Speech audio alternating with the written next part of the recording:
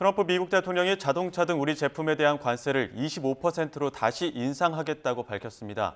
국회의 비준 처리 지연을 문제 삼은 건데 청와대와 국회의 대응에 관심이 모아집니다. 네, 국민의힘 윤리위원회는 김종혁 전 최고위원에게 탈당을 권유했습니다. 한동훈 전 대표를 향한 선전포고로 풀이되는데요. 관련 내용 두 분과 함께 짚어봅니다. 최진 대통령 리더십 연구원장, 조청래 전 여의도 연구원 부원장과 함께합니다. 어서 오세요. 네, 안녕하십니까. 일단 트럼프 대통령 애초에 얼마 전까지만 해도 그린란드 문제로 EU와 좀 맞붙었었는데 갑자기 이렇게 또 우리나라에 대해서 관세 인상한 이유는 어디에 있을까요?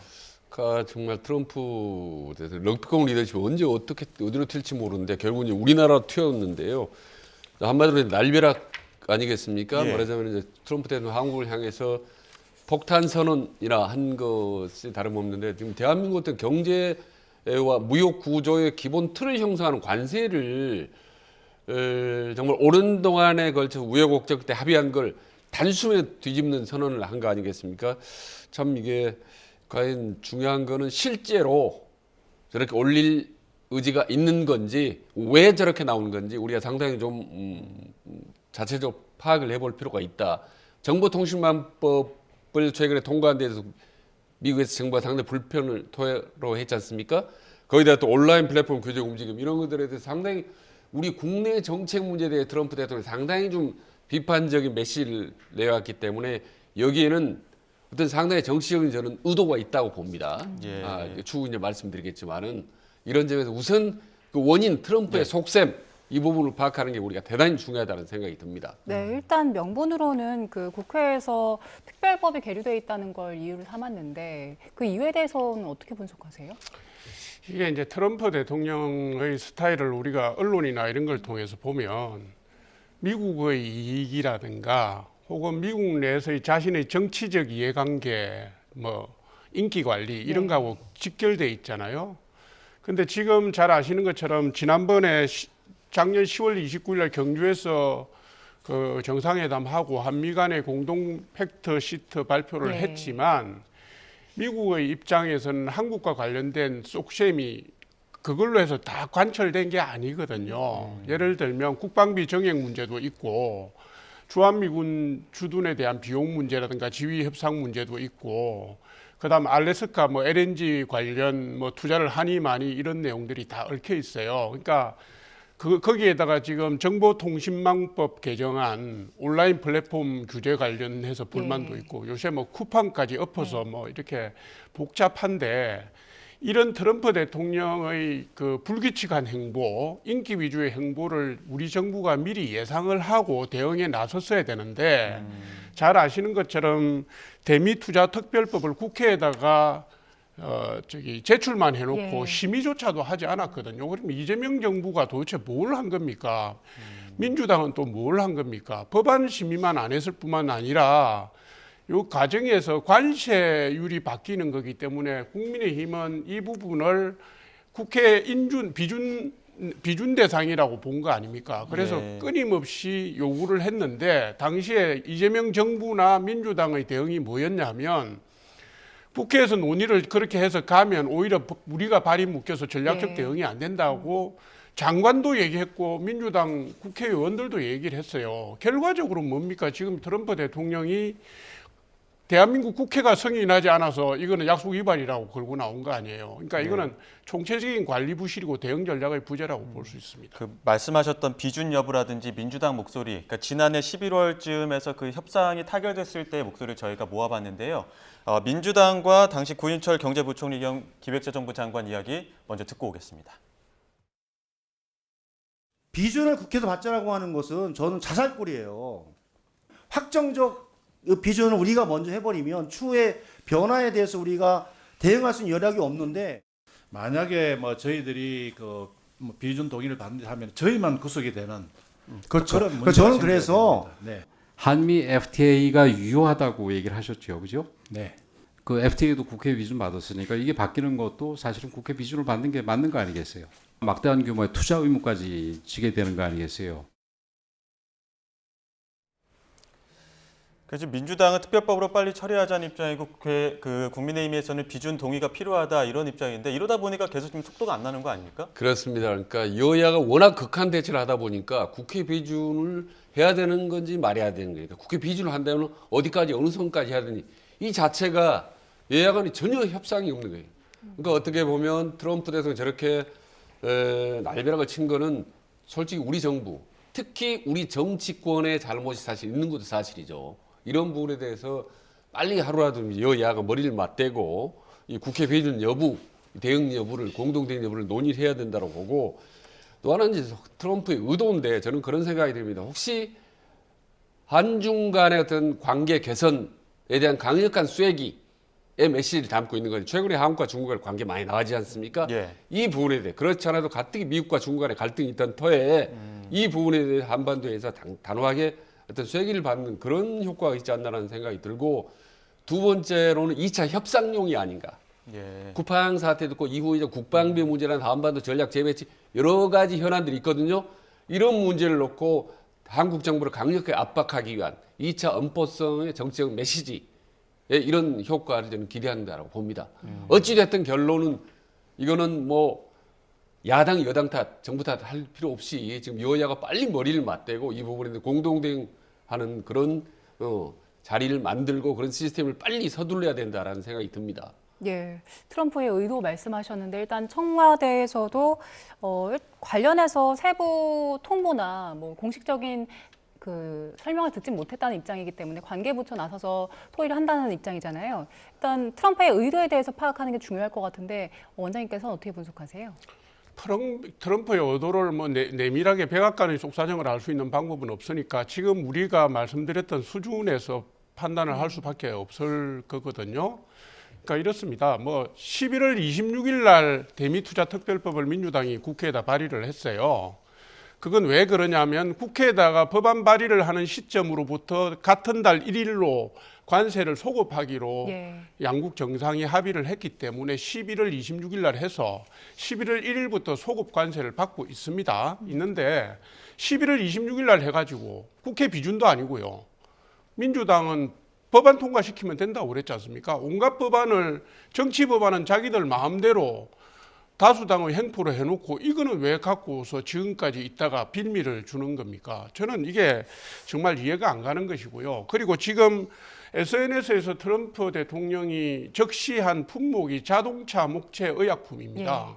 그러니까 미국의 경제나 산업에 타격을 미칠 수 있는 반도체에 대한 언급이라든가 조선에 대한 언급이나 이런 건 빠져 있습니다. 그러니까 미국 측에서 철저히 계산을 해서 미국 25%를 올리더라도 미국이 타격을 받지 않는 품목을 중심으로 내세운 것 같거든요. 그러니까 이거는 제가 볼 때는 압박용이 맞고요.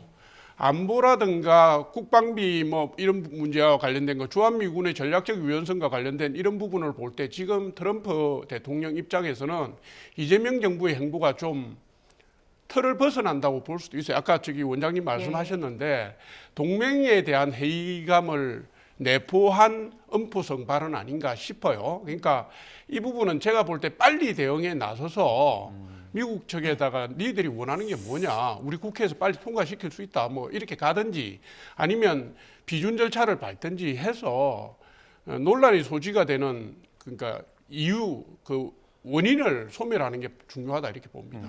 저희가 어제 보도도 해드렸었는데 그 트럼프 대통령 특유의 협상 태도를 극단적인 엄포를 줬다가 한 발 빠지는 네. 그래서 트럼프는 항상 물러난다, 타코다 이렇게 얘기도 많이 했었는데 네. 이러한 관세 인상 카드를 꺼내든 게 그냥 단순히 지렛대 전략의 일환으로 볼 수도 있는 겁니까? 그런 부분도 있지만 지금 미국 내에서 트럼프 위치가 상당히 힘든 위기 상황입니다. 국내 정치 봤을 때. 국내 정치에서 예. 미국 지금 아시다시피 이민 정책을 과도하게 추진하는 과정에서 2명 예. 총경을 죽었지 않습니까? 예. 이런 상태에서 이제 미국 전역에서 시위가 일어나고 있습니다. 예. 그리고 제가 알 거로 최근 한 20-30년 동안 본 적이 없는 현상인데 미국의 과거의 대통령, 그러니까 오바마, 클린턴 네. 전 대통령이 미국 국민들에게 이제는 들고 일어나라라고까지 얘기를 해요.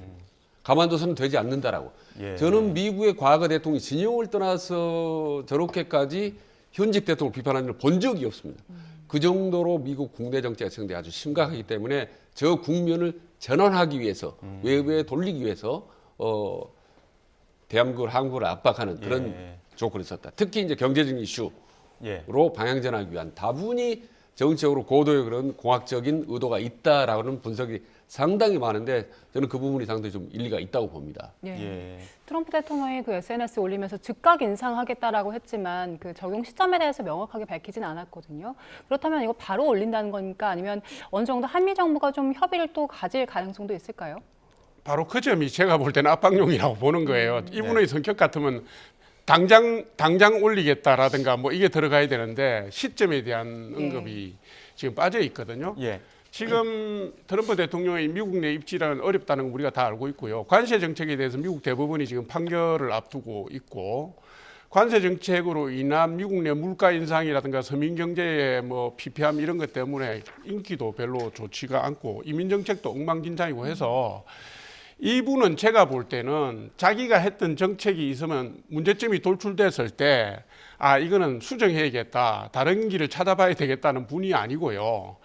더 세게 밀어붙이는 그런 분 같거든요. 그래서 최근에 보면은 전방위적으로 지금 압력을 높이고 있잖아요. 유럽에 대한 부분도 그렇고. 그다음에 비교적 한국이나 일본에 대한 압박은 비교적 피해갔는데 전방위적으로 지금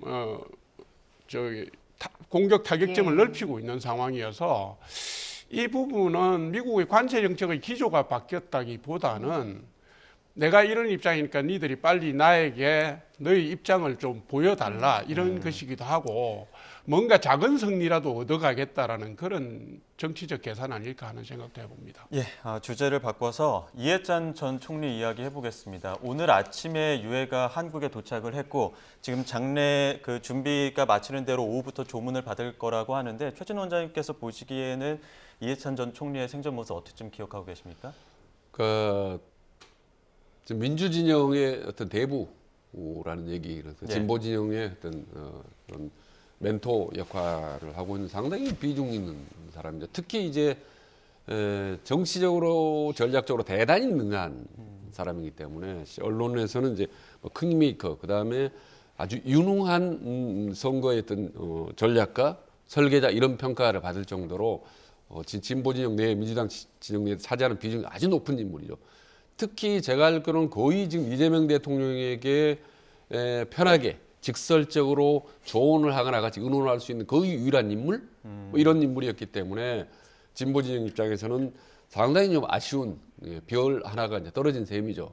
그래서 드물게 사회장인데 최근 들어 사회장을 좀 본 적이 없습니다. 사회적으로 상당히 영향을 미친 사람을 5일장을 하는 건데 어떤 민주당이나 진보 진영에서는 상당히 당 차원에서 좀 추도의 열기를 갖고 아마 서울뿐만 아니라 주요 도시 5개 도시에도 전부 추모 빈소를 설치하고 이제 그런 것 같습니다만은 뭐 어찌 됐든 정치적인 그 거물 한 명이 이제 졌기 때문에 뭐 애도하는 것은 뭐 당연하다라고 생각이 듭니다. 국회의장을 비롯해서 국무총리까지 직접 나가서 유해를 맞이했는데 어떻게 좀 보셨습니까? 기관장하고 사회장을 같이 하잖아요. 기관장이라는 건 아마 민주평통을 얘기하는 거고 사회장이라는 것은 뭐 우리 사회에 공적이 크신 분을 기리는 것이기도 하지만 사실은 민주화 과정에서 시민사회단체의 추앙을 많이 받았던 분들이 대상으로 해서 시민사회 역량을 합해서 이제 추모를 하는 건데요.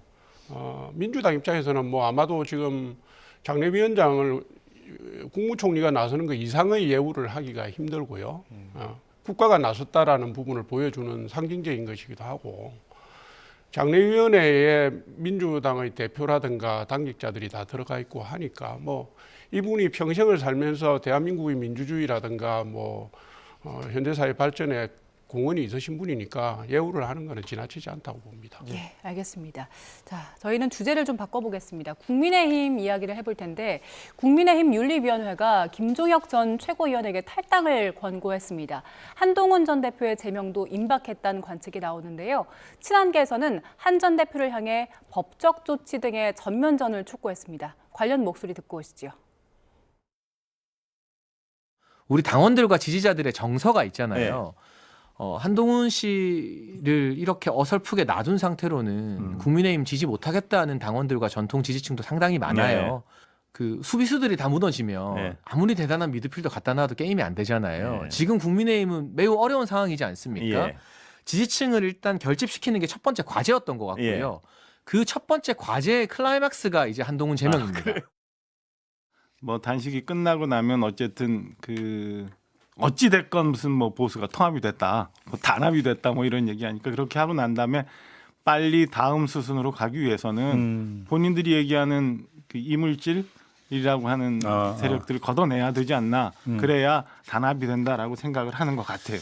쉽게 넘어갈 수 있는 거거나 아니면 타협할 수 있는 거거나 그렇게 보여지지가 않아요. 저는 가처분 신청이라도 좀 해봤으면 좋겠어요. 왜냐하면 제가 알고 있는 한동훈 전 대표는 국민의힘을 좀 지키고 싶은, 이 안에서 정치를 하고 싶은 의지가 굉장히 강하기 때문에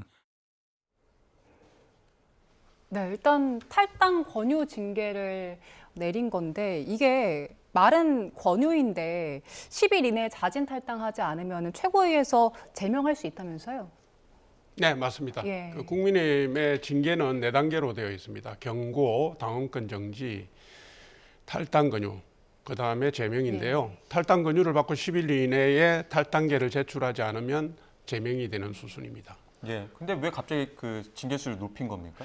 지금 제가 볼 때는 이렇습니다. 이게 이제 장동혁 대표가 그 단식 투쟁에 들어가기 전까지만 해도 통합의 아젠다로서 이 문제가 다루어졌는데요. 단식 투쟁의 과정에서 이 문제에 대한 사회적 압력이 높아지면서 당사자들이 장외 투쟁의 방식을 채택을 사실상 했어요. 이게 뭐냐면 당의 그 당무감사위원회의 감사 결과라든가 중앙윤리위원회의 그 심의 과정에 대한 문제 제기나 보완을 재심의를 요청하는 방식이 아니라 장외로 뛰어들어가서 당을 오히려 공격하는 형식이 되다 보니까 이게 통합의 아젠다가 아니라 분열의 아젠다로 성격이 변한 겁니다. 이렇게 되면 중앙당 입장에서는 점점 선택의 폭이 줄어들고 여지가 좁아져요. 그리고 이제 이종혁 전 최고위원 같은 경우는 그동안에 매체나 방송을 통해서 상당히 그 수위 높은 비판을 가했잖아요. 이런 부분들이 누적적으로 지금 중앙당이 어떤 결정을 하더라도 더 누적적으로 부정적인 부메랑이 돼서 돌아올 수 있겠다는 판단을 중앙당이 한 것 같아요. 그래서 아마 징계 수위를 높인 것 같은데 이 문제는 제가 볼 때는 지금 단계는 정치적 해법이 잘 안 보입니다. 왜냐하면 한동훈 전 대표도 이 문제와 관련해서 조작됐다, 이건 사실이 아니다, 자기는 관여하지 않았다고 주장하고 있지만 사실은 언론에 대고 하고 있는 얘기잖아요. 그 문제가 있다면 윤리위원회에 가서 혹은 뭐 서신이든지 답변 자료를 통해서 이런 문제는 조작이 됐고 이 문제는 사실이 아니고 이렇게 가야 되는데 통째로 묶어서 공격을 하다 보니까 이게 당이 선거를 앞두고 결집력을 발휘한 다음에 확장성을 가져나가야 되는 중대한 시점에 이게 점점 분열의 그 소재로 작동이 되어서 굉장히 어렵습니다. 그래서 현재로서는 제가 볼 때 중앙당이 입장을 바꿀 만한 계기나 어떤 내용이 없는 것 같아요. 이대로 갈 수밖에 없는 것 아닌가 하는 추정을 해봅니다. 예, 지금 김종혁 전 최고 같은 경우에는 결국에는 법적인 조치에 나설 걸로 보이는데 그렇게 된다면 법적인 조치에서는 할 수 있는 조치들이 어떤 게 있을까요?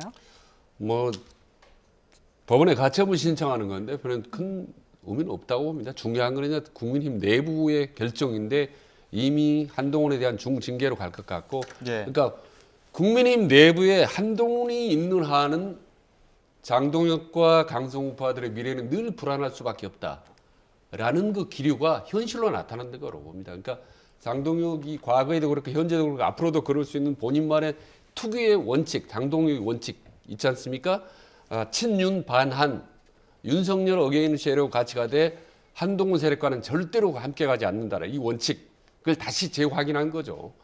사실 하필이면 공교롭게도 본인이 단식으로 투쟁을 입원했다가 퇴원한 날 중징계를 선언했지 않습니까? 김종인 의원에 대해서. 그거는 장동혁 대표가 작심하고 사실은 제명을 서명했다라는 상징적인 의미가 있거든요. 그럼 이후 한동훈에 대한 어떤 중징계 방향, 그리고 이후 앞으로 한동훈 지지하는 당내 그룹에 대한 강력한 견제 내지는 축출 의지, 장도영 대표 의지가 예. 거듭 드러났고 예. 앞으로 점진적으로 그건 나타날 것으로 봅니다. 예, 뭐 29일, 그러니까 모레 장동혁 대표 또 최고위에서 또 복귀할 것이라고 지금 전망이 되고 있으니까 그 자리에서 어떤 이야기를 할지도 좀 주목해서 봐야 될 것 같고요. 여론조사 내용을 좀 보겠습니다. 지금 장동혁 대표 단식 이후에 정당 지지율을 보게 되면 한국갤럽 조사로 봤을 때는 국민의힘이 22%인데 리얼미터 조사로 보면 39.5%로 상당히 올라와 있습니다. 이 지도부에서도 이게 지금 국민의힘 지지율이 맞느냐 싶을 정도로 굉장히 그 여론조사에 차이가 있다 보니까 이거 왜 이런 것이냐라는 해석들이 많거든요. 왜 이렇게 나오는 겁니까? 이게 이제 전환 면접원 조사하고 그 기계음으로 들려오는 ARS 조사의 차이가 있을 수가 있습니다. 지금까지 모든 여론조사에서 그래 왔습니다. 이게 이제 전화 면접원이 아무래도 사람이 예. 전화를 해서 물으면 비교적 정치적 속내가 드러나잖아요. 예. 그러다 보니까 우리가 말하는 보수층들 중에 샤이 보수층들은 그걸 꺼려하는 성향이 생길 수가 있고요. 그리고 아무래도 사람이 여론조사를 하면은 무응답층이나 중도층의 그 응답률이 높아집니다. 예. 전체적으로 전화 면접원 조사는 응답률이 전체적으로 ARS보다도 뭐 거의 50%에서 100%까지 높아요. 그런 반면에 ARS 조사는 잘 아시지만 전화를 딱 받으면 많은 사람이 그냥 끊어버립니다. 예. 끊어버리기 때문에 아무래도 무응답층이나 중도층의 응답 비율이 낮을 수가 있고 그다음에 기계에다 대고 얘기하는 거니까 비교적 정치적 성향을 드러낼 마음대로, 예, 심리적인 기제가 작용을 합니다. 그런 차이가 아닐까 추측됩니다. 예.